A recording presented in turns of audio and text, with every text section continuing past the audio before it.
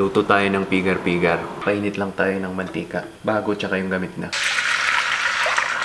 Alam ko traditional Carabao meat ata yung gamit. Baka yung gamit natin. Iniwa ko lang ng maninipis. Plan natin na asin, paminta, konting baking soda lang. Lamutakin. Prituin na natin. Hanguin lang. Natin repolyo. Same process, hahanguin lang ulit. Tapos panghuli, sibuyas. Hahanguin na lang din. Isang order ng pigar-pigar please. Tapos soy sauce. Ano yan? Busy ka eh. Kiss ba?